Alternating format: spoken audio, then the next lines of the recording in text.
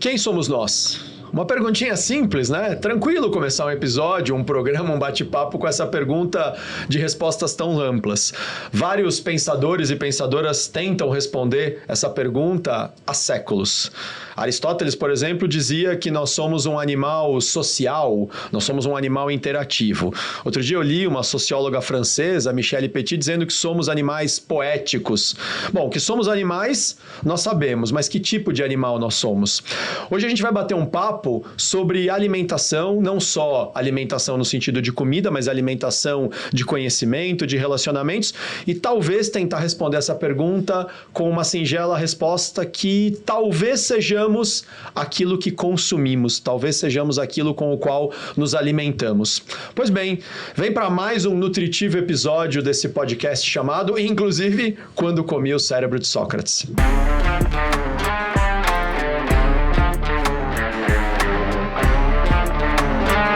Bem-vindos, bem-vindas a mais um episódio de Quando Comi o Cérebro de Sócrates. Certo, Falcon? Eu não podia perder essa.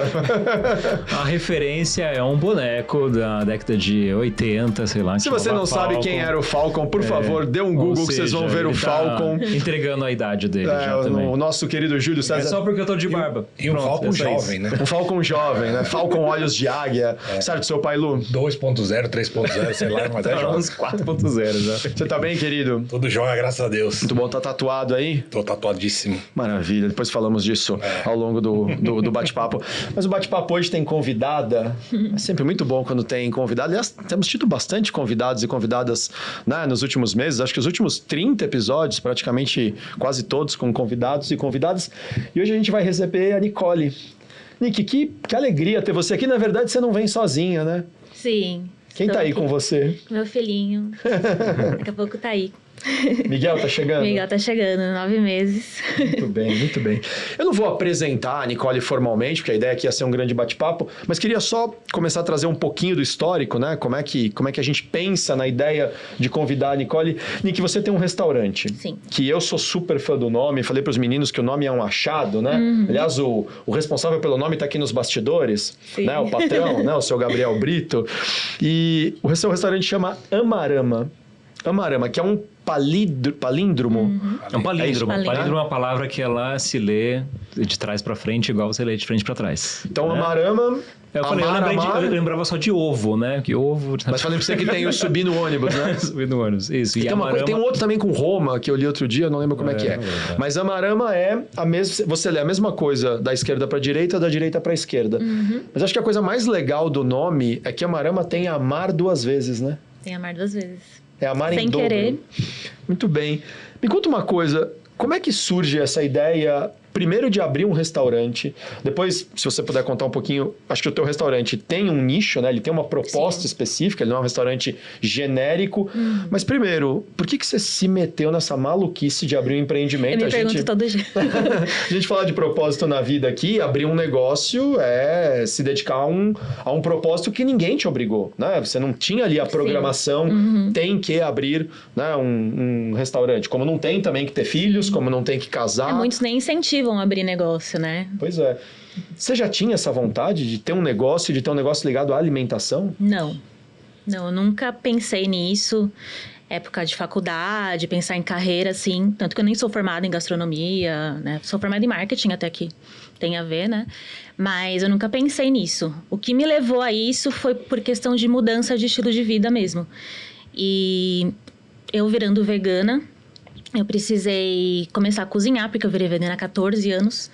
Não tinha nada, assim, para eu comprar de fácil acesso. Então, eu precisei começar a cozinhar, a estudar a respeito, pesquisar.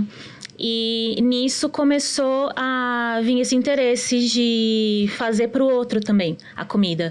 Porque, eu não sei se já pode ir falando sobre o veganismo, mas por favor, a gente quer passar a mensagem para o outro, né? Do conceito que é através da comida. Porque o que mais impacta as pessoas em relação ao veganismo, eu nunca vou conseguir ser vegano, é o fato de deixar de comer as coisas, né? Então, eu comecei a perceber que eu fazendo um bolo gostoso, uma comida gostosa para um amigo, numa festinha, as pessoas começaram a entender. Nossa, dá para comer comida gostosa sendo vegano. E aí, nisso, eu comecei a produzir mais, a vender para amigos, né? E com isso, surgiu a Amarama. Precisei criar uma CNPJ, né? Que começou realmente a crescer um pouquinho. E por conta desse propósito de vida que veio o negócio. Então, o negócio não era um desejo, é uma consequência do meu propósito. Interessantíssimo, né? Eu mudo meu estilo de vida e o meu estilo de vida me obriga a ter que criar um contexto, né? Ter que criar uma estrutura para sustentar o estilo de vida que eu criei. Você ia comentar alguma coisa? Sim, Nicole, uma dúvida, na verdade uma curiosidade. O que te motivou a virar vegana? Antes disso, há 14, 15 anos atrás, você não era vegana, é isso? Não, primeiro eu virei vegetariana. Acho que dá para explicar um pouquinho a diferença? Porque eu acho que muita gente, eu mesmo, não saberia. Sim, muita gente não sabe. Vegetariano é uma dieta que exclui carnes em geral, carne vermelha e branca, frango, peixe, mas consome ainda derivados de leite, ovos, né? Agora o veganismo já vira um estilo de vida mesmo, que aí você exclui qualquer ingrediente de origem animal, isso inclui leite também, ovos, mel, e exclui também vestuário, que implica couro, lã, seda, cosméticos também, que testam em animais, a gente também para de comprar, só marcas que realmente não testam. Então, você muda todo o seu estilo de vida porque você precisa, né? É um outro tipo de consumo. Um leigo, por exemplo, como eu, tomando contato com o contexto, entendo, por exemplo, que então o vegetarianismo tem um contexto mais ligado à alimentação. Sim. Já o veganismo tem a ver com estilo de vida, o que também vai incluir a alimentação. Isso. Nesse caso. Mas, por exemplo, já inclui, como você falou, vestuário, envolve o não uso de animais em prol do meu bem-estar, eventualmente. Não sei até que ponto vai isso, então não vou usar nenhum animal para fazer, por exemplo, o arado de uma terra, puxando, né, como a gente vê às vezes em imagens, o boi puxando um arado forte, ou usando um cavalo como meio de transporte. O veganismo exclui o uso do animal. Exatamente. Em prol só o conceito. do bem-estar do ser é esse. humano. Tá. Excluir na medida do possível e do praticável qualquer exploração e crueldade animal do seu dia a dia. Exploração e crueldade. Bom, aí a gente já tem duas definições que vão dando mais clareza, né? Porque você fala, eu não posso ter um cachorrinho em casa, então, para convivência? Talvez possa no veganismo. Agora, se eu vou ter ele ali para ele proteger minha casa e vou tornar ele bravo e vou, né, eventualmente provocar ele para ele ficar um cão bem feroz. Se isso causar um sofrimento nele, pra né? Que eu solte ele no quintal de noite e ele seja quase que um protetor da casa, mas para isso eu fico maltratando ele. Não, obviamente no conceito do veganismo, acho que não só pro veganismo, acho que pessoas que não são veganas também têm compaixão por isso. Né? Mas o veganismo entenderia que não, se é para ter um cão de guarda e ele ficar o dia inteiro preso sofrendo para só de noite ele ser solto e proteger sua casa, isto não serve porque seria uma exploração animal. Exatamente. Faz sentido? Faz sentido. Tá. E a exploração animal, ela fala também da questão do lazer também, né? Questão de circo, zoológicos, né? Não falando que todos os zoológicos são horríveis, mas muitos acabam realmente gerando uma vida bem sofrida, assim, para os animais. Então, tudo que é exploração em geral mesmo, entretenimento que o animal pode trazer, assim, são coisas que pra gente não faz mais sentido gerar um sofrimento no animal para mero entretenimento, mero prazer imediato do ser humano, assim. Bom, mas, Lúcia, acho que você pôs um ponto importante dela, eu ainda né? continuo naquela curiosidade, porque hoje você está vegana.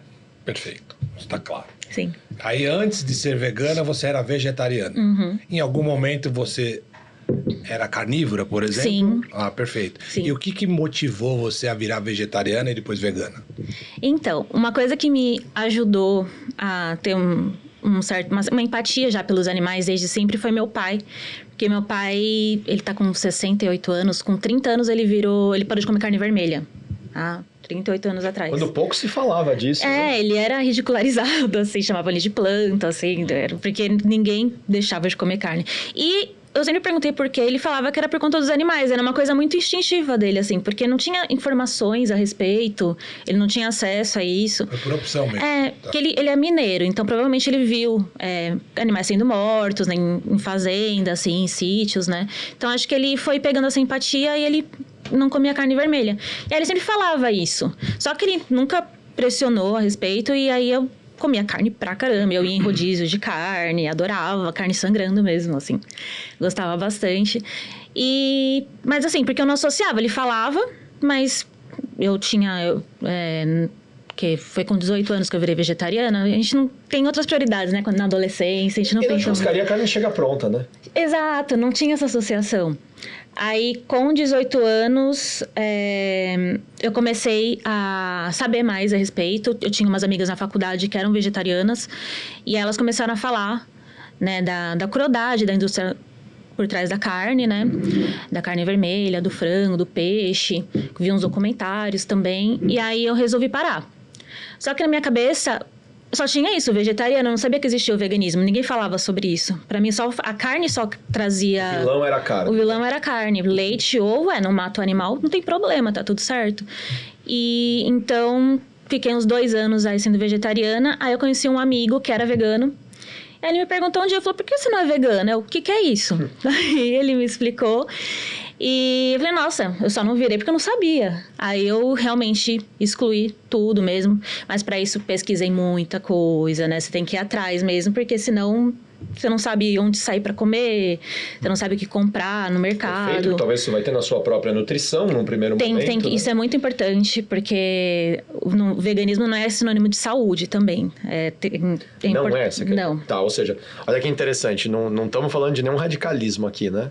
Até mesmo o teu processo foi um processo feito com calma. Deixa eu entender os impactos disso na minha vida. E eu acho bem importante isso, você respeitando o seu momento. Não dá pra você já pressionar, assim, já querer já ser vegana, porque se você não sentiu aquilo, não vai entendendo aquilo, você desiste no meio do caminho. Então, aos poucos, eu fui entendendo. Esse meu amigo me ajudou muito a pesquisar os lugares para ir, para comprar, né? O que eu podia consumir, o que eu não podia. E aí, aos poucos, eu fui entendendo. E aí, virei vegana. Como chama seu pai? Mauro. Mauro, quer dizer que o seu Mauro foi um pioneiro. Foi. Quando nem se falava ninguém, tanto. Né? Não tinha foi uma coisa internet dele. Há 38 anos. Não tinha. 38, mais ou menos? Não tinha nada. 38 anos atrás não tinha internet, né? Pra você pesquisar sequer o que é isso, né? Então... não tinha ninguém ao redor dele, assim. Um chamado interno. Foi.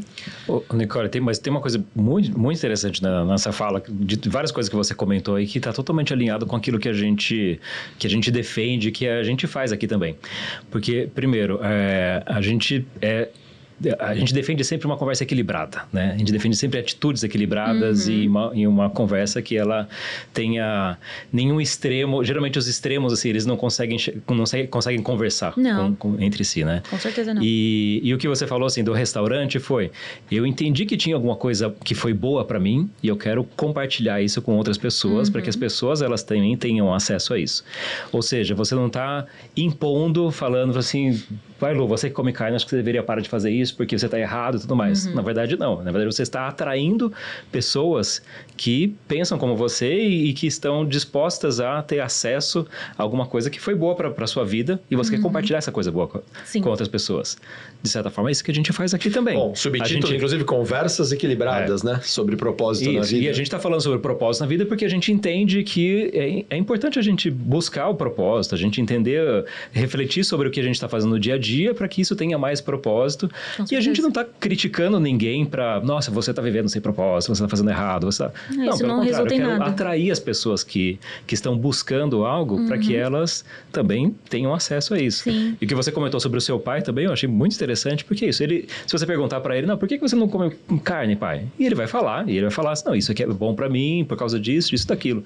Mas ao mesmo tempo ele não te proibia de comer a carne, porque até o ponto que você toma essa decisão e fala, não, tá bom, eu quero trilhar o mesmo caminho que você tá trilhando, acho que não faz sentido você impor alguma coisa para outra pessoa, né? Concordo. E eu acho que mais do que nunca nesse mundo em que tá todo mundo gritando várias ideologias, várias ideias diferentes, a gente precisa de atitudes equilibradas assim. Com certeza. Não, eu tenho alguma coisa, eu tenho essa experiência, eu vivi isso e eu quero compartilhar com quem tiver interesse de ter acesso a isso também. Então é muito bonito isso. E é um mundo que grita, né? Como você mesmo falou, grita as suas verdades, ideologias, e aqui não é nenhuma crítica à ideologia em si. Eu acho que o indivíduo que não acredita em nada, talvez ele também esteja no mundo meio sem deixar um legado, um vazio né? Ali, né? Um pouco num vazio. Mas não é a ideologia pela ideologia, mas é a imposição. Só tem este caminho. Mas ao mesmo tempo que é um gritar algumas ideias quase que impositivas, também é um gritar uma série de ofensas, né? Aí eu fico ofendido com isso, aí eu fico ofendido com aquilo. E eu gosto muito de pensar, para mim mesmo, o que me ofende. E de que maneira aquilo que me ofende também está dizendo coisas sobre mim. Mais do que sobre o que o outro está fazendo comigo, o que eu estou deixando que façam comigo.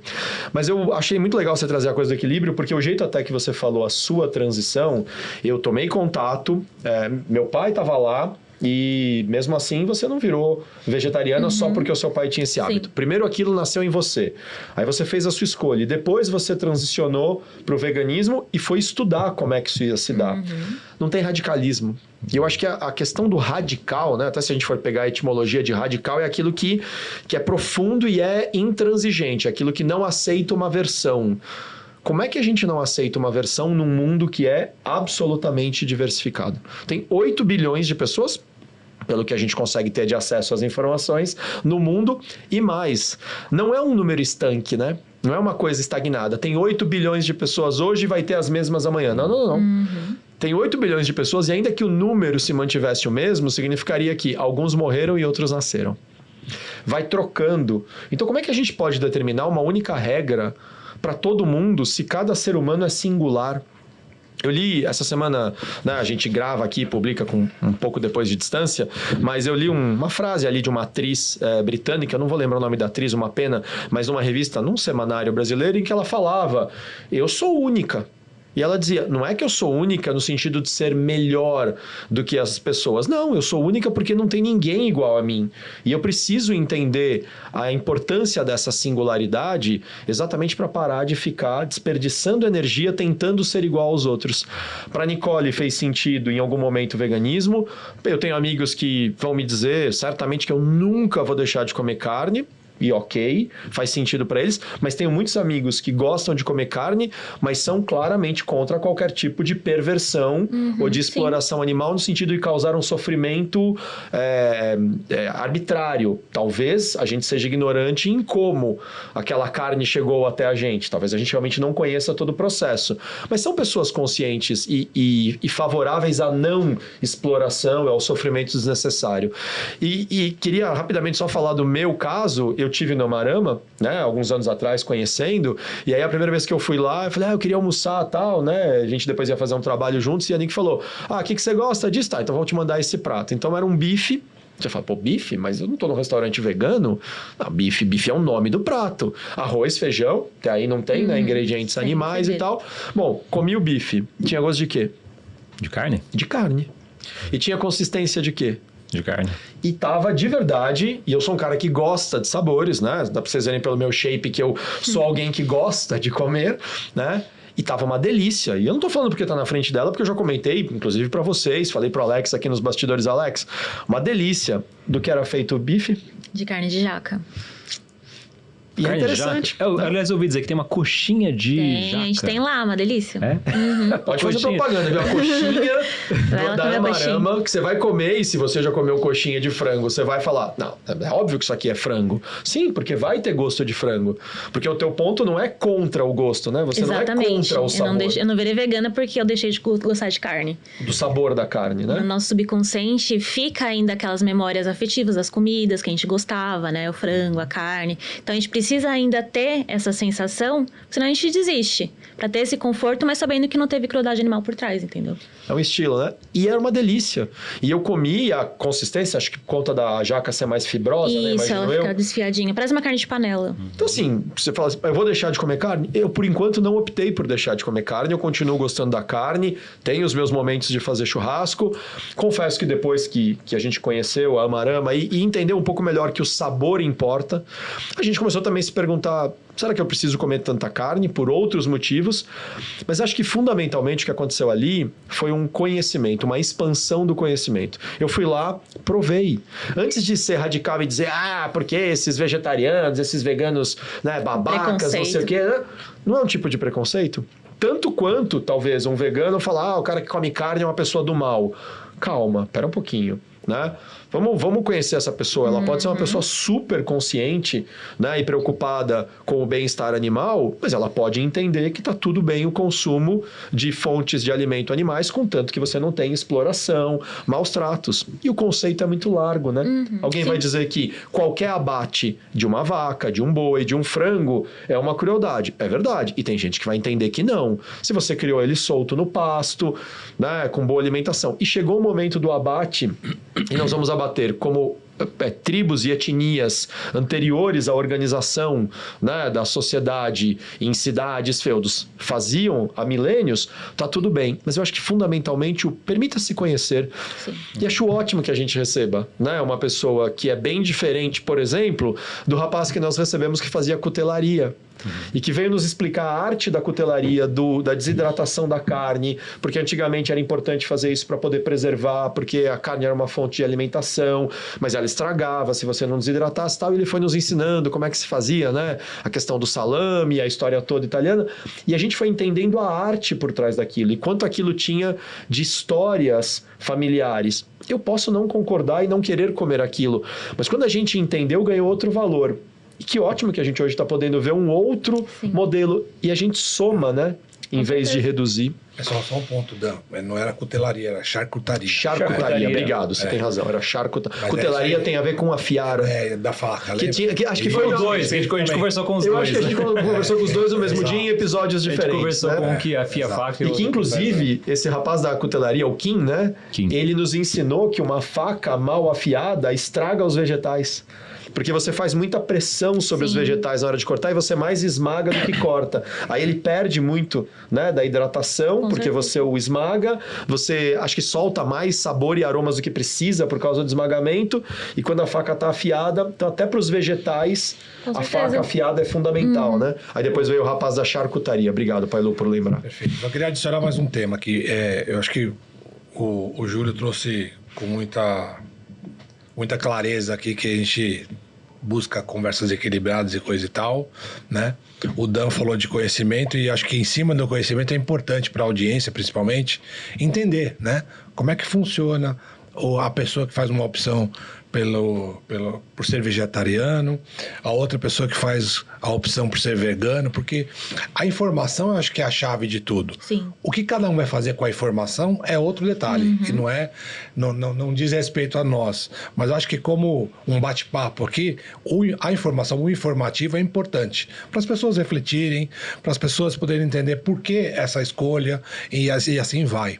E eu continuo na curiosidade, porque eu não sou vegetariano, não sou vegano, eu tenho uma irmã que é vegetariana.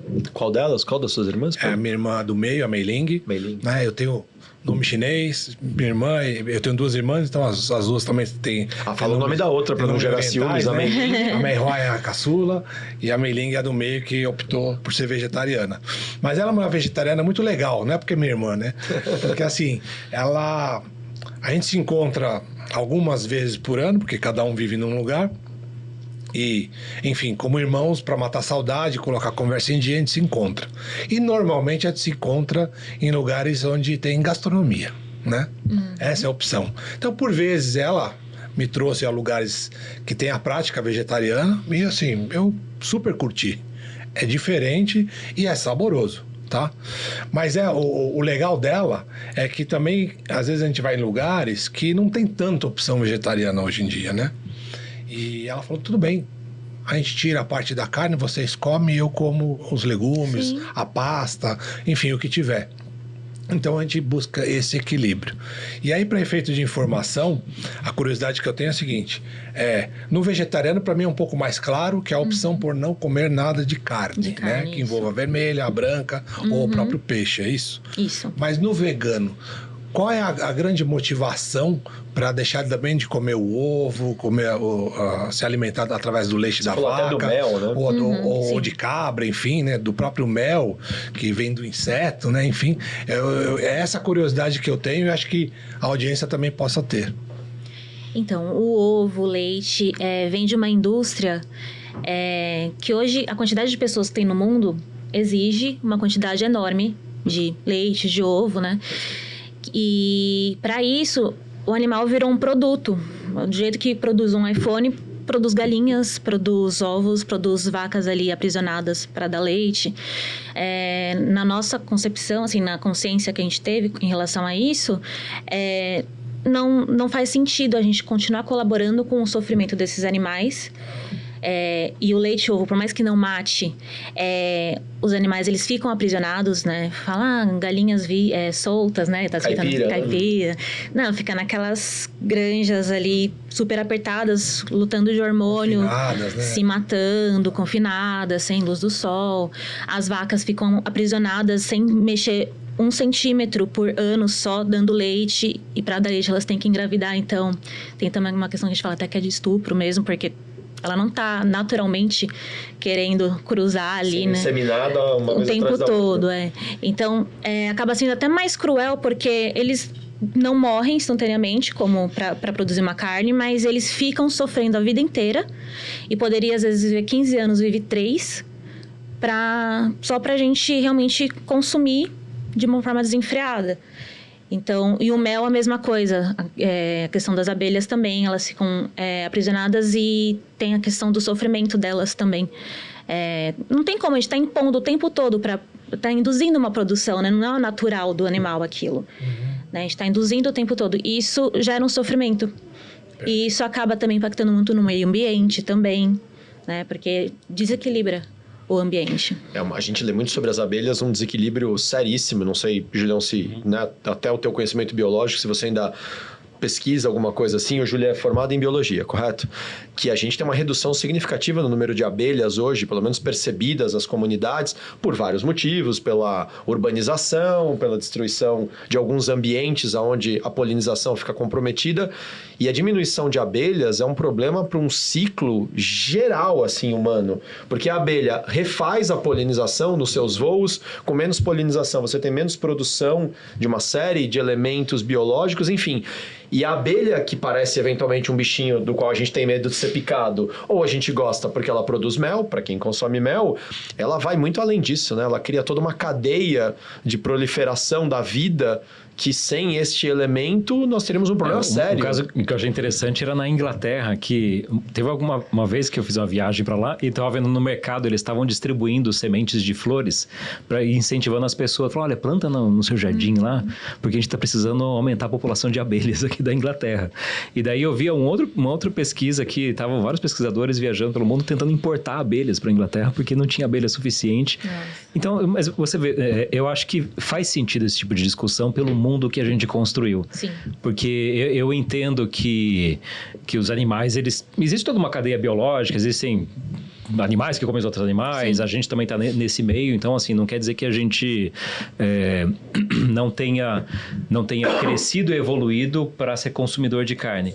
Mas o mundo que a gente construiu realmente tem uma coisa muito errada e muito equivocada. Pô, que mundo é esse que a gente cria que acaba com abelhas e acaba com a polinização das plantas, e daqui a pouco a gente não tem comida, não tem mais comida porque a gente criou um mundo que é insustentável, né? Então, acho que faz todo sentido realmente essa discussão hoje. E eu volto naquilo que você começou a falar, assim, eu acho que o problema maior é em relação ao julgamento, né? Concordo. Porque, assim, eu concordo, assim, eu concordo que é uma questão que acho que deve ser refletida, deve ser pensada, deve ser discutida e assim, precisa de pessoas que falam, não, vamos seguir por esse caminho porque ele é bom. Mas tem gente que pode olhar para uma iniciativa como a sua e falar, não, mas para que vamos preocupar com a abelha? Para que vamos preocupar com alguma coisa? Certamente recebe alguns questionamentos, alguns julgamentos assim. E eu lembrei de um texto, deixa eu me permitir citar ele, que eu compartilhei com vocês outro dia, que é de um cara que ele é um mestre, ele chama Seng Tsan, eu não conhecia ele, li isso aqui em algum livro, que ele fala o seguinte: o caminho perfeito é difícil apenas para aqueles que preferem escolher. Não goste, não desgoste e tudo ficará claro. Um fio de cabelo de diferença e o céu e a terra se separarão. Se desejar que a verdade se revele claramente à sua frente, nunca seja a favor ou contra. A disputa entre a favor e contra é a pior doença da mente. Ou seja, assim, se eu tenho uma atitude extrema de julgamento contra aquele que é contra aquilo que eu sou a favor, isso cria uma separação e você não vai ter convergência nenhuma, mas você não vai ter resultado nenhum. E eu acho que de todos os lados, né? A gente está falando sobre alimentação, sobre escolhas de vida, mas você tem muita disputa hoje sobre religiões, sobre políticas, o sobre... mundo está dividido em dois opostos. Ideologias diferentes sobre veganismo e... Qual que é o oposto de veganismo? Seria... Fala carnista quando come Sobre carnistas e veganistas. E assim, eu acho que as atitudes de a favor ou contra, eu acho que isso cria uma divisão entre céu e terra, como diz esse texto, né? Que não, acho que o objetivo não é esse. O objetivo é o quê? Eu estou enxergando um caminho que é bom. Né? O que a gente vai fazer sobre isso? Olha, o que a gente não vai fazer, eu não sei, mas o que eu vou fazer... Isso, individual. O que eu vou fazer é isso aqui. Né? E eu vou oferecer essa resposta para outras pessoas também. Né? E me permite citar a Bíblia de novo? Lógico. Tudo bem para você? Claro. Anik, do pouco que eu te conheço, você é uma pessoa espiritualizada, né? Você entende que nós somos mais do que matéria, né? Sim. E não sei se é necessariamente citar a Bíblia, mas assim, é um outro ponto que me pega também, porque assim, eu acredito em Jesus Cristo, que está descrito na Bíblia. Eu acredito que ele era realmente o Filho de Deus, que veio na Terra e tudo mais. E ele foi provavelmente uma das pessoas que mais causaram divisões no planeta, né? Por conta da religião, de pessoas que estão defendendo e tudo mais, ou seja, posições a favor ou contra. Só que se você pegar o que ele falou, era basicamente isso que a gente está conversando aqui agora. Falar, olha, esse caminho é bom. Se você ouvir aquilo que eu estou falando, você vai trilhar um bom caminho. Esse caminho é um caminho de vida. Se você escutar aquilo que eu estou falando, vai dar tudo bem para você, vai ser bom para a sua vida. Mas em momento nenhum Jesus falou, olha, vocês têm que abandonar tudo que vocês estão fazendo e parar em mudar suas vidas. Tipo, ele sempre atraiu as pessoas. Aliás, ele poucas vezes foi lá e disse, eu te curei, vai. Na maioria das vezes ele disse... Segue. Eu quero ser curado. Então vai, segue. Quer ver um exemplo assim? Quando Jesus chamou os discípulos dele lá, os apóstolos, né, aqueles 12, ele pegou, por exemplo, o Pedro, né, que era um pescador, e falou para ele, olha, eu vou te fazer um pescador de pessoas. No sentido assim, olha, eu vou te ensinar um monte de coisa, você vai ser meu discípulo, faça outros discípulos, né? Ou seja, atraia outras pessoas para fazer aquilo que a gente está conversando aqui, que é bom. Ele não chegou para Pedro e falou assim, eu vou te fazer um caçador de pessoas. Olha que interessante, nunca tinha pensado nisso. Ele falou assim, você é um pescador. O pescador é aquele que coloca a rede, ou coloca o anzol e espera. E oferece alguma coisa e vai atrair as pessoas, mas nunca caçar, né? Então, acho que é essa a provocação que eu queria fazer. Oni, vamos falar um pouquinho do Amarama? Porque eu praticamente sou suspeito, mas sou fã. Já aconteceu alguma história pitoresca, por exemplo, de alguém ir lá, sabendo ou não que era um restaurante... Posso classificar como um restaurante vegano? Sim. Tá. A pessoa chegou lá e, de repente, começou a criticar. Alguém chegou lá, por exemplo, tentando tumultuar, criticando. Já aconteceu algum episódio mais chato? Não, tumultuando não. Mas já aconteceu e acontece ainda das pessoas entrarem, se interessarem, mas quando elas leem que é vegano, elas saem. Nem tentam experimentar? Não. Vem ali, tipo, aquele sonho lindo, os doces, tudo, mas, putz, vê que é vegano. Já teve famílias que sentaram assim e saíram quando viram que era vegano. E aí você não acha que isso tem muita relação com o que o Pailu mesmo estava falando, da informação? Porque eu fico pensando... A falta de. Sabe a conexão entre os sabores e os saberes, né? Eu brinco com essas duas palavras porque eu acho que elas são bonitas, têm quase a mesma escrita, né? Primeiro, talvez, os saberes para depois entender os sabores. Ou, se você está procurando os sabores, então primeiro tenha saberes, né? De como esse sabor se constitui. Porque se eu quero comer, por exemplo, um sonho, né? Aliás, deixa eu fazer a propaganda de um item lá também, que é uma delícia. O pastel de Belém. E não dá pra gente chamar de pastel de natas, porque não vai leite. Né? Então não tem natas. Também não é de Belém, porque de Belém tem que ser o lá de Belém em Portugal. Mas tem que associar de alguma pastel forma. Português, né? Então aquele pastelzinho que até o Habib's uma época fazia e tal. Sim.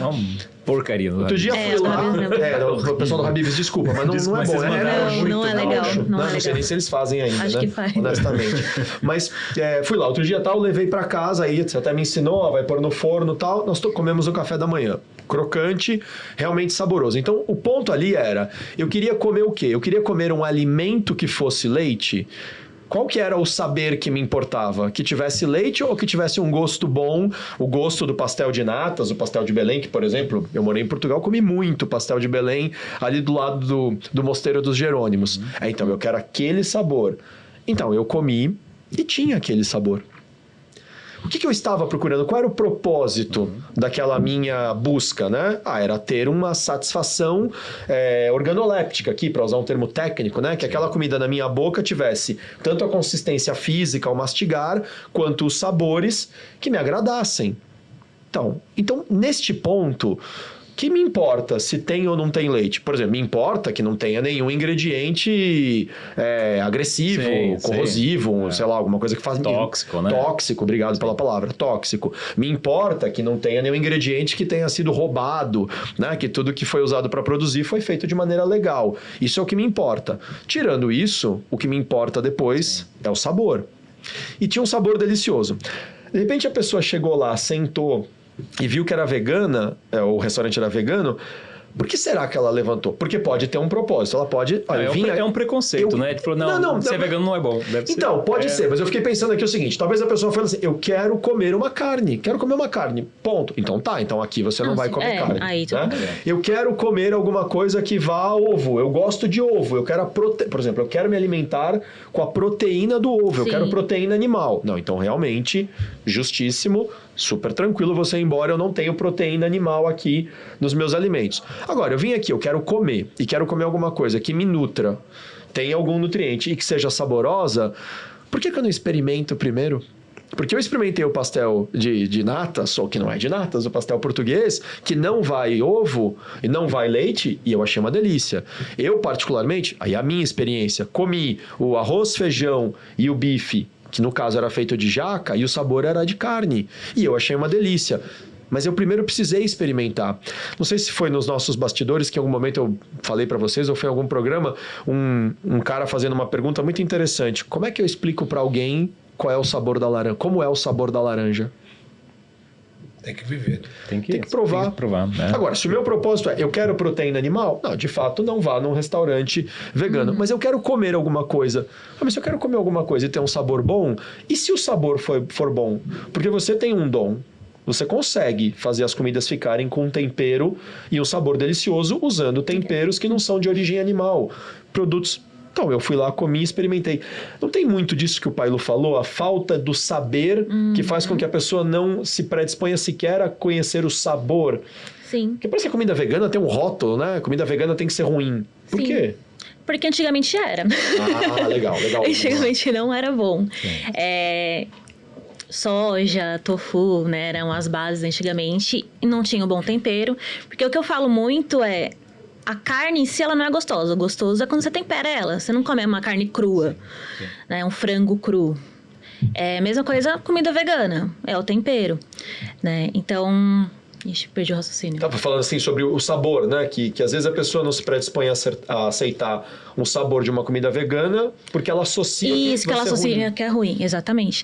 E aí ela provou há 10 anos atrás um tofu que achou horrível e aí ela acha que é ruim. E fora isso também, eu sinto que o que chega na mídia sobre veganismo é sempre a parte mais radical, a parte que não é legal, que é o julgamento que os veganos têm pelas outras pessoas, que não respeitam o momento do próximo, né?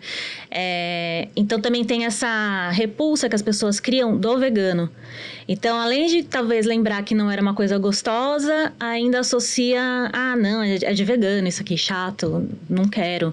Já tem esse preconceito com as pessoas também, veganas. Como se você, por exemplo, que é vegana, não viesse no nosso programa se nós também não fôssemos veganos. Exatamente. E nós não somos, exatamente. Se você está aqui, toda essa intolerância conversando com a gente. Então, mas para mim, essa é a magia das coisas, sabia? Porque eu posso falar de cadeira. Eu, no passado, relativamente distante, eu sempre fui carnívoro, tá? Né? E, enfim, não digo nem que é bom, que é ruim, mas é o que eu sinto, né? Mas uma vez eu tive com uma pessoa que era colega de trabalho e ela se tornou de uma hora para outra vegana. Ela nem passou pelo vegetariano, né? Foi direto, uma coisa radical. E até aí tudo bem, porque foi a opção dela e coisa e tal, e a gente tentava conviver isso, porque colegas de trabalho vão almoçar normalmente em grupos, né? Mas a gente começou a perceber que era cada vez mais desafiador, vamos dizer assim, a gente conviver juntos, porque não posso ir para esse lugar porque tem isso, não posso ir para aquele lugar, tem isso, você tem que ir comigo em tal lugar. né? Não dá. E aí começou, por que você continua comendo carne, cara? Por que isso? Por que aquilo? E começou Um julgamento. literalmente a atacar as pessoas que tinham a sua opção. Então, acho que o Júlio colocou isso muito bem, quando a gente parte para os extremos, e não importa se é para a direita ou para o lado esquerdo, Sim. né? Enfim, aqui, não tem chance de dar bom. Não. Né? Não tem chance. Por quê? É extremo. Entendeu? Ou você tá comigo ou você é meu inimigo. Sabe assim? É isso mesmo. E a gente fala, poxa vida, mas espera aí, cara, isola a parte da alimentação. A gente não é colega de trabalho, a gente não tem que trabalhar juntos. Quantas coisas em a gente não comum tem que tem, desenvolver né? em parceria. A gente não tem que entender que um complementa o outro. Eventualmente até E aí, na hora acreditamos de- em Deus, os dois. E aí, na hora de almoçar, porque você fez essa opção e eu fiz a outra opção, a gente é inimigo. Coloca numa caixinha, né? Exato. Rotula daqui rotulou, já era. rotulou e acabou. Então, acho que um pouco da falta de compreensão ou intolerância até de um carnívoro, ou como é que é o outro nome que você Carnista. fala? Carnista. Carnista, Carnista. Tá. Que os carnistas, que eu acho que deve ser majoritário no globo Com terrestre, certeza. né? Tem uma certa repulsa, talvez, vamos dizer assim, pelo vegano, é por conta do radicalismo. Sim. E não pela opção como você está trazendo. Você está trazendo de uma forma suave, educativa. Mas você vê, é o radicalismo de alguns, né? E não de todos. A Nick, por exemplo, não tá vindo aqui Sim. numa postura Então, mas radical, esse né? o Dá pra ponto. mostrar que não é de todo uma vegano forma que é assim. informativa. Então, por isso que eu disse, né, desde o início, e vou repetir. A audiência está escutando. Se ela vai optar por ser vegano, porque entendeu como funciona, a decisão é dela. Sim. E tá tudo bem, você vai continuar livre, leve e solta. E o cara falou, não, legal, bom saber, mas eu continuo optando pela carne, pelo sangrando, pelo aquele outro. Por quê? Porque talvez ele não entenda o que tem dos bastidores, do que você trouxe Sim. da indústria, da coisa do... O interesse é pelo dinheiro e Sim. não pela cadeia da alimentação. Isso realmente são os extremos, de novo. Né? Então, cada um na sua caixinha. E às vezes as pessoas estão lá naquela caixinha porque não tem essa compreensão. E não experimentam o novo porque também compreende muito pouco. E os poucos que representam isso, às vezes não estão sendo hospitaleiros na hora de trazer para as pessoas poderem vivenciar isso. Eu acho que talvez a grande ponto de atenção aqui é que tanto para o carnista quanto para o vegano, se as pessoas souberem conviver com as coisas, pode fluir muito melhor. E a magia da vida, né, é experimentar coisas. E o que você escolhe é uma decisão a partir disso. Mas se eu não me permito, né, nem ouvir a pessoa, porque ela está trazendo uma informação diferente, mas está trazendo uma informação diferente querendo me induzir a fazer aquilo. Aí já não é uma informação. Aí já é um catecismo, uma catequese, Catequismo, né? ou uma obrigatoriedade, né? É impositivo. Aí impositivo não faz sentido mesmo. Né? A gente aqui tem o livre-arbítrio, não é isso? Sim. Então, E disso a gente não pode tá fugir. aí um ponto de atenção para todos nós, né? Interessante, né? Temos o livre-arbítrio e é a única coisa que a gente não pode descartar na vida. Eu terei que fazer escolhas. Não, eu não, vou ficar aqui no meu sofá. Fez uma escolha. Sim. Eu não vou emitir opinião nenhuma. Fez uma escolha. Né? Ô, Nick, onde fica a Amarama? A Amarama ou Amarama? Como é que vocês falam? É um restaurante, né? Mas por algum motivo eu gosto de chamar ela no feminino. Aí eu falo Amarama. Mas ela fica na rua Caio Graco, 747, na Vila Romana. Cidade de São Paulo. Cidade de São Paulo. Então, quem estiver passando pela cidade de São Paulo pode visitar lá. E já teve algum episódio mais emocionante? Seja porque a pessoa chegou lá e talvez se deu uma chance de experimentar uma comida que não tinha ingredientes animais e falou, poxa, mas ela é gostosa, ou porque a pessoa só não estava esperando. Tem alguma história bonita que você viveu? Quanto tempo já tem a Amarama, perdão? 7 anos que eu abri a CNPJ, assim. Mas assim, Mas restaurante o aberto restaurante ao público? aberto, 5. 5 anos. Tem alguma história que te marcou mais, ou algumas, assim, de gente que... Tem várias, na verdade. É bom isso, que a maior parte é bem positivo, né? Eu falei que tem esse povo que entra e sai, mas é bem raro. A maioria realmente se surpreende com o sabor. Fala, nossa, é vegano isso aqui, como assim? E o que mais... eu acho interessante, sim, emociona, e as pessoas se sentem emocionadas quando consomem lá, é o fato de não estar comendo há muito tempo aquilo. A pessoa é vegana, igual eu, há 15 anos, há 20 anos. Aí fazia muito tempo que ela não comia um sonho de padaria. Aí ela vai lá e come o sonho, ela começa a chorar, porque ela lembra do sonho que a avó dela fazia. Ou tem um pãozinho de coco, que eu falo que é o pãozinho nostalgia de lá. Que é muito aquele pãozinho de vó, sabe? E aí muita gente come aqui e fala, nossa, eu lembrei da minha avó, lembrei da minha infância. E começa a chorar, assim, porque a gente vira vegano ou por questão de intolerâncias também, né? Não necessariamente por conta do tem veganismo. isso, né? Tem Às vezes a isso. pessoa tem intolerância à lactose, Eu tenho muitos clientes que são só intolerantes, não são veganos. E aí eles conseguem comer as coisas que eles tinham vontade lá. Então, é muito legal você ver o pessoal resgatando aquela memória, que a comida, ela traz isso, né? Esse afeto, esse conforto, é importante também, é isso. Então, o que eu mais percebo lá é isso, a gente consegue trazer de volta essas sensações, essas emoções com a comida que eles tinham antes. E eles gostam de falar, assim, eles elogiam pra caramba, muitas vezes até choram no restaurante mesmo, mesmo, assim. Eu lembro que uma época eu comecei a te chamar de chefe, né? Sim. Acho que foi quando eu assisti o The Bear, o Urso, né? Sim, Aquele seriado muito que, aliás, bom. é super legal. Por todos os sentidos, né? Fala de relações humanas, fala de legado, né? Ele tem que assumir o restaurante do irmão que fala. Ele é o principal personagem é um grande chefe de cozinha, famoso, chefe estrelado e tal, mas ele tem que assumir o restaurante mais simples do irmão em Chicago, que falece e tal. Então fala muito de gestão de pessoas, de liderança, de tolerância às diferenças, gestão das mudanças, né? Porque ele chega querendo propor um monte de mudanças e as pessoas que trabalhavam lá não estão acostumadas. E aí lá eles se chamam, né? Uma das coisas que ele implementa logo que ele chega é que todo mundo se chame de chefe. Não, mas ótimo. eu só frito aqui. Você está trabalhando com a comida, então você é chefe. Chefe no sentido da expressão, né? De você ter orgulho daquilo que você está fazendo, que você tenha respeito, né? Dignidade com esse trabalho de transformar ingredientes num alimento. E eu comecei a te chamar de chefe dizendo, né? É importante que você se veja como chefe. Mas quando é que você se viu trabalhando com alimentos? Porque você falou que você não fez faculdade, por exemplo, de gastronomia. Em que momento que você olhou e falou, o amor pelo alimento me norteia? Você lembra mais ou menos o que começou a te fazer perceber que o seu propósito na vida talvez fosse alimentar as pessoas, ou um dos seus propósitos?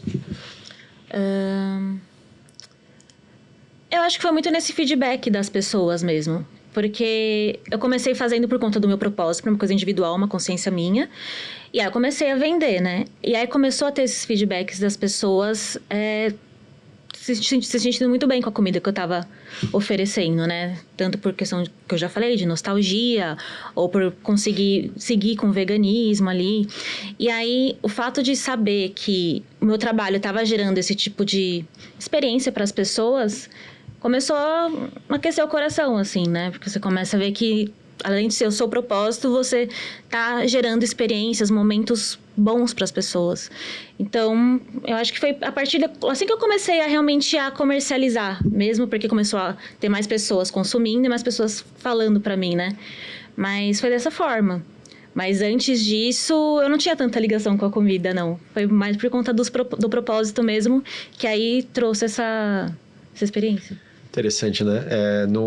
Na metodologia lá que a gente desenvolveu para falar de propósito na vida, chamada Universal Journey, que depois gerou o curso da Unicamp e por aí vai, tem uma coisa que eu comecei a adicionar mais recentemente, que é a conexão do propósito, não só com a questão das crises, mas das dores. Porque a gente sempre fala das crises, que são momentos e grandes oportunidades para você repensar coisas que você está carregando na vida e que não fazem mais sentido, pedras, né, como você fala, Pailu, que estão às vezes na tua mochila e que não precisam mais estar, mas coisas também que você quer trazer para a sua vida e você não está trazendo e por isso você está em crise. Mas se você passou por uma crise e de alguma forma conseguiu, né, passou, portanto, seguiu, significa que essa crise gerou uma dor e você solucionou essa dor de alguma forma. Como você solucionou essa dor pode ser um grande indicador de quais são os seus talentos na vida. E a gente insiste lá que os nossos talentos são grandes indicadores de quais são os nossos propósitos na vida. Porque se você recebeu esse talento, Pailu tem inúmeros talentos, ele sabe o tanto que eu admiro, tô aprendendo tantos talentos que você tem de tantas áreas diferentes, eu acho que eu tenho também sim meus talentos, Nick tem muitos, acabou de falar um, que é transformar ingredientes, né? Inclusive ingredientes que não são de origem animal, em sabores muito bons de coisas que antes eu consumia de origem animal, como por exemplo o sonho de padaria que ia ovo, ia leite, etc e tal. É o seu talento. O Gabi, que está aqui nos bastidores, tem outro talento. O David tem outros talentos e por aí vai. Se você recebeu esses talentos, é porque eles geram algum benefício. Eles podem gerar. E se você gerar esses benefícios para você e para as pessoas, porque o nós é que importa. Mas o nós me inclui. Então o nós precisa incluir o Pailu na minha vida, mas precisa incluir a minha própria vida junto com a vida do Pailu, senão não é nós, senão vira eles, vira os outros. E se eu me dedico demais aos outros, daqui a pouco eu não cuido de mim, não tem mais eu para me dedicar aos outros. Mas se eu cuido só de mim, isso tem nome, chama-se individualismo, pode desencadear até num egoísmo, etc e tal. Então é o nós. Mas quando eu coloco o meu talento a serviço de nós, eu me conecto com um propósito. E esse talento que muitos de nós usamos para resolver uma dor que foi gerada por uma crise, pode ser um grande indicador. A tua história é maravilhosa, porque ela, de certa forma, ilustra isso. Você teve uma crise. Opa, eu quero me alimentar de uma maneira diferente, porque eu cheguei num nível de consciência, né, diferente, não vou falar melhor, mas diferente do que eu tinha antes, só que esta situação me trouxe uma crise. As comidas que eu como são talvez insossas, eu não acho tantos lugares, e aí vem a dor de eu quero me alimentar melhor, mas com sabor. O que você fez? Você foi buscar uma solução e você descobriu nisso o seu talento. E o seu talento, de repente, quando colocado a serviço dos outros, me parece que iluminou sua vida. Sim. Como iluminou a minha vida quando eu coloquei meus talentos à disposição das pessoas. Quando a Raquel colocou o talento dela de enxergar uma casa onde hoje só tem um terreno. Minha esposa que é arquiteta. Arquiteta. É um talento. Ela enxerga a casa onde só tem hoje um terreno. Né? A Fê, tua esposa, que tem um jeito tão incrível de fazer todo mundo ficar à vontade. Ela tem um dom de costurar as pessoas numa relação, numa reunião que é incrível. Seu marido, o Gabi, que tem um dom com os números. Não só com os números em si, mas com entender, né, toda a atmosfera ali, tudo isso é um dom e ele coloca a serviço das pessoas. A gente vive um propósito por meio dos nossos talentos. A tua história é maravilhosa e é lindo ouvir isso, porque, como o Pailu bem disse, o que cada um de nós vai fazer com tudo que a gente está aprendendo sobre vegetarianismo, é assim que fala, vegetarianismo, né? Sobre veganismo e também sobre propósito na vida, vai depender do livre-arbítrio de cada um. Mas agora a gente tem informação. Agora eu posso decidir se eu vou continuar radical e falando mal de pessoas veganas porque eu estou preso ainda à ideia dos radicais, ou se eu vou passar a entender e respeitar. Quiçá um dia até experimentar uma comida vegana, não porque eu vá virar vegano, mas porque talvez eu vou descobrir um sabor muito interessante. Sim. A partir desse saber que eu tenho hoje. Muito bom. Falar em tempero... Por falar em tempero... Tá na hora do tempero. Tá na hora do tempero, né? No final a gente faz esse momento que a gente tempera o cérebro de Sócrates, mas sem nenhuma conotação carnista aqui. Mas, Pailu, você tem alguma coisa para colaborar agora? Tem um insight interessante aqui, pelo menos minha percepção, né? Acho que, em primeiro lugar, dessa conversa toda, tá na questão de você com você mesmo, permita-se. Permita-se conhecer, permita-se experimentar, permita-se viver a experiência e chegar às suas próprias conclusões. E a segunda coisa que eu percebi aqui na conversa com a Nicole é que você é uma alquimista, na verdade. É uma alquimia mesmo.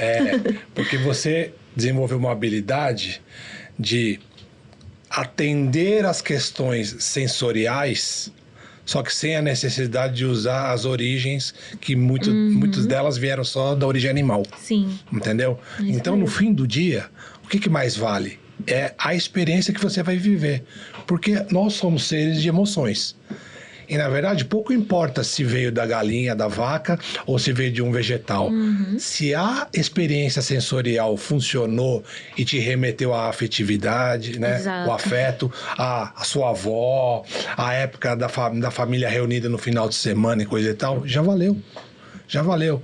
Então, para mim, o que fica aqui de mensagem, inclusive com a relação que eu tive já no passado, né, de experiências com uma pessoa radical no veganismo, era que isso está mudando, e mudando muito. Então, nem para um lado, nem para o outro. Permita-se só experienciar isso. Permita-se. E aí o que você vai fazer dali para frente é uma decisão só e somente só sua, né? Mas, pelo menos, permita-se entender, permita-se experienciar. Eu acho que tem aí uma grande magia na vida, né? Com certeza. E você, Falcon? Não, Júlio César Falcon, do Vale. Não, eu gostei dessa conversa, do equilíbrio dessa conversa e dessa proposta equilibrada de discussão. E deu fome essa conversa, tá? Deu fome, fiquei super curioso de experimentar, de conviver. Então vamos lá, né? Vamos marcar a gente lá. Eu confesso, eu não sabia que era em São Paulo, fiquei mais curioso ainda por ser São Paulo, legal, porque eu sou de São Paulo, né? Eu e o Pailu, a gente mora no interior. Eu e o Júlio moramos no interior, mas o Pailu ainda tá aqui na capital. Aí eu falei, puxa vida, coxinha, né? Com sabor de coxinha. Então. Opa, eu tô no mínimo curioso com isso. Sim. Né? Sonho com sabor de sonho. Ó, vamos ver, né? Vamos viver essa experiência pelo menos, né? E Legal. paulista adora uma coxinha, né? E é interessante a demais. coxinha, porque tem sabor, remete ao sabor de frango, mas não é exatamente o mesmo sabor, claro, mas é bom, tem uma picância Eu gosto que eu não de sei falar se vem isso, da que não, jaca. não imita totalmente, mas você tem que estar disposto a experimentar uma coisa gostosa nova. Perfeito. Então É isso, tem que ser gostoso. É gostoso. É diferente, mas é gostoso. Mas algum complemento? Mas eu só parabenizo, igual o Danilo tá falando, assim, de você usar os seus dons e talentos que eu acho que você tem para servir outras pessoas. Eu acho que isso realmente tem criado boas experiências para quem tem conhecido. Então, Sim. muito bom. Bom, da minha parte, eu quero pegar uma coisa que o Pailu falou do experimentar, mas como um sociólogo, claro que eu tento olhar de maneira mais ampla, né, os contextos das relações humanas. Como um psicoterapeuta, entender como é que essas relações afetam. E não posso ignorar que a maioria das pessoas, o Pailu até trouxe isso, né, a gente talvez não tenha aqui o número exato, e eu acho que é importante a gente discutir baseado em fatos, então eu não vou discutir, vou só dar uma opinião. Mas acredito que a maioria das pessoas seja carnista em relação às pessoas que até hoje optaram por ser vegetarianas ou veganas. E aí, exatamente por isso, é que talvez o convite seja maior para os carnistas, que são maioria e, portanto, têm muito mais opções e são muito mais impactados. Você chega num supermercado, normalmente tem carne no supermercado. Não sei quantos supermercados são só veganos, né? Então, acho que pouquíssimos, né? A maioria tem carne. Então, a maioria das pessoas, por história, né? Por naturalidade da evolução humana, são carnistas. Então, é para essa maioria que eu convido. Não necessariamente experimente ser vegetariano ou vegano. Acho que até o jeito que você falou, Nick, foi muito bom. Não é necessariamente se transformar, permita-se experimentar os sabores. Se um dia você for num restaurante com um amigo seu e esse amigo falar, eu vou te convidar para ir num restaurante que ele é vegano, vá. Mas não porque o restaurante é vegano e você tenha que se tornar vegano. Vai para experimentar aqueles sabores. Estamos falando de sabores, você nem precisa mudar o seu estilo de vida. Mas vai lá aprender, vai lá conhecer. E aí a minha insistência é porque a maioria das pessoas ainda é carnistas, né? E nós temos um mundo que, em vários contextos, ele é desequilibrado. A maioria é assim. Tá tudo certo, se a maioria é assim porque faz sentido para a maioria, tá tudo bem. Tem coisas que a maioria é de um determinado jeito apenas porque historicamente é desse jeito. Tá bom, a vida muda. O mundo não é o mesmo hoje do que era 1000 anos atrás, do que era 2000. O mundo vai mudar, gostemos nós ou não. Então, de vez em quando, você não precisa experimentar tudo, mas uma coisa ou outra que couber, experimente, até porque isso vai gerar repertório. E acho que especialmente hoje, experimente olhar para a opção de vida de alguém, né, que adotou o veganismo, não como um radicalismo que vai apontar uma aresta para você e dizer você está errado, e sim, deixa eu conhecer um pouco a escolha do outro. Posso fazer uma provocação que Claro. me recorreu agora? Isso é para todos nós, inclusive para mim, tá? Já que somos maioria, né, na questão do carnista. Todo carnista é vegetariano e é vegano. Sabe por quê? Porque de alguma forma ele se alimenta desses alimentos também. Sim. Então não adianta nem falar assim, não, mas eu não como nada que é vegetariano. Claro que come. O tempo todo. Come e nem percebe. Come cenoura, né? Come alface, Exato, come arroz, cara. come Tem uma série feijão. de outras coisas, Eu não né? gosto de verdura, mas não come arroz e feijão? Então come, né? Elementos vegetarianos. Você pega né? a variedade que tem de comida vegetariana ou só de carne, a variedade é muito maior. Então você acaba ampliando o seu leque de opções comendo comidas veganas, vegetarianas, mais do que você só comendo aquele famoso arroz, feijão e bife. É verdade. Bem, Nick, e você? Como é que você, que é uma alquimista dos sabores, como diz o Pailu, né, que descobriu o seu talento, né, na alimentação, na transformação de ingredientes em pratos, como é que você tempera esse papo? O que você tira? O que... Claro que, né, você acabou também sendo impactada por algumas perguntas e conclusões nossas, mas o que alimentou você e o Miguel nesse bate-papo? É muito importante conseguir passar a mensagem em um lugar que não é o nicho, né? O tempo todo eu tô falando sobre veganismo, conversando com pessoas que já estão acostumadas com esse assunto. Então, é muito importante conseguir trazer para um público que muitas vezes nem conhece o termo, né? E também desmistificar, que é o que eu falei da imagem do vegano chato, radical da internet, entendeu?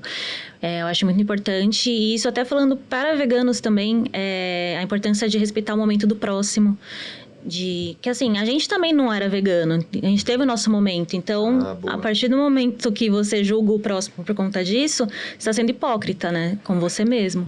Então, é respeitar o momento do próximo, só ser esse exemplo, e as pessoas vão observar e ver se faz sentido ou não para elas. E o restaurante, ele existe por conta disso, ele tá ali, a pessoa para e come se quiser, senão vai embora. Você não vai na rua e traz as pessoas pra dentro à força? Não, ainda não chegou a esse ponto. Você não engana ninguém falando assim, olha, eu como esse bife aqui. Vem cá pro rodízio de carne. Não tem carne. Não faz isso. Não faça isso, ninguém. não. Perfeito. Tá ali. Aí se sentir vontade, vai. Tenho certeza que vai gostar muito, porque também tem que ser bom, né? Então, é o que vocês estão falando. Se permitir experimentar e respeitar as pessoas, para também não criar essa oposição, essa guerra aqui. Esse radicalismo que não leva a nada. O restaurante não chama Amarama à toa, né? Sim. É amar em todas as direções. O mundo tá precisando de amor em dobro, né? Radicalismo, ou seja... Aliás, Jesus, há 2000 anos atrás, para pegar uma figura importante, inclusive respeitando outras religiões, que também têm outras figuras importantes, os hindus têm as suas figuras, as suas lideranças religiosas importantes, os judeus têm Moisés e tantos outros profetas, desculpa não citar todas as religiões aqui, os budistas têm Buda, Siddhartha Gautama e por aí vai, mas vou pegar Jesus, que conheço um pouco mais. Tem uma célebre frase dele, uma orientação, um convite muito forte, né? Muito intenso, muito direto. Não julgues para que você não seja julgado. Porque na medida com que você julgar as pessoas, você depois também será julgado a partir dessa medida. Então, tanto vale para nós que somos carnistas por opção, tipo, esses veganos idiotas, por que você está julgando? Quanto também, né, para quem optou pelo vegetarianismo ou veganismo, esses carnívoros cruéis, esses carnistas de merda, viu? Mas você sabe mesmo a história desse indivíduo? O Edu, que teve com a gente há muito, acho que o ano passado, talvez gravando um episódio, fala, né, dos estágios de evolução da consciência. Então, a primeira questão é, se você entende que você evoluiu um pouco no que você considerar que é um critério, a primeira responsabilidade que você ganha é não julgar quem não evoluiu. Se você está mais à frente, se considera mais à frente, a primeira coisa que você tem que fazer é ter compaixão por quem não avançou tanto, porque senão você não evoluiu absolutamente nada. Essa vaidade. O julgamento é prova que você não evoluiu o suficiente. Eu tenho uma compaixão incrível com os animais, mas trato as pessoas que nem merda. Eu estou super preocupado que os frangos não sejam maltratados, o que me parece, particularmente, eu acho espetacular esse comportamento, mas eu maltrato as pessoas porque elas ainda não se preocupam com os frangos. Então, desculpa. Na verdade, nós estamos trocando o foco da crueldade. Então eu vou matar aquele desgraçado que matou. Então você está legitimando o assassinato. Não, mas eu só matei ele ou defendo matá-lo porque ele matou alguém. É que o final da história é o mesmo, né? Você continua defendendo matar alguém. Então, agora quem foi radical fui eu aqui, mas né, se você optou pelo veganismo, agora estou falando aqui como um carnista, e entende que isto é bom porque vai trabalhar contra a crueldade, né, e a exploração dos animais, tem essa mesma compaixão com quem ainda não desenvolveu essa consciência, porque senão é hipócrita. Né? E nós, carnistas, acho que mais do que nunca, simplesmente respeitar. Não, porque esses veganos pensam o quê? Não sei, meu filho, porque você não cuida da sua vida? Cuide da sua vida, né? Deixa o outro cuidar da vida dele, né? É isso aí. Valeu, Miguel. Gostou de vir aqui? Nossa, muito obrigada, viu, gente? Primeiro podcast. Primeiro de muitos, se Deus quiser. Já começou desse jeito, hein? Muito bom. Muito obrigada, viu, gente, pelo convite. Fiquei muito honrado. Nós é que agradecemos. Pela confiança. Informação é tudo na vida. Tudo, né? Com certeza. Com consciência a gente pode fazer escolhas melhores, né? É isso aí. Muito bom. Obrigado. Valeu, obrigado meninos. mesmo. Obrigado. Valeu, Nick. Super obrigado. Obrigada. De coração. Acho que muita gente vai primeiro aprender, né? A diferença entre veganismo e vegetarianismo, e depois entender que, então tá, o vegano não quer entrar na minha casa e roubar minhas carnes e dizer que eu não... Ele até gostaria que você passasse a consumir menos carne, né, aos poucos diminuir, quem sabe um dia parar. Mas essa escolha é sua, né? Exatamente. Tá bom. Muito obrigado. Tá bom. Obrigado. Muito bem. Maravilha. E muito obrigado a você que nos ouviu e principalmente ouviu a Nicole, aprendeu. Se você tiver de passagem em São Paulo, conheça o restaurante Amarama. Eu posso falar porque eu já estive lá, então não tô chutando. Vou levar o Júlio e o Pailu lá. David, obrigado aí mais uma vez pelos bastidores e o Gabriel, que vocês não estão vendo, mas trouxe aqui a Nicole, marido, né, companheiro, trouxe aqui, escoltou ela, vai ser o papai do Miguel.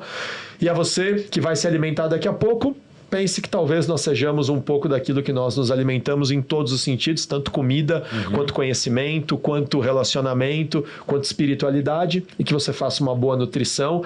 E nos vemos no próximo episódio deste já não mais só canibal, né?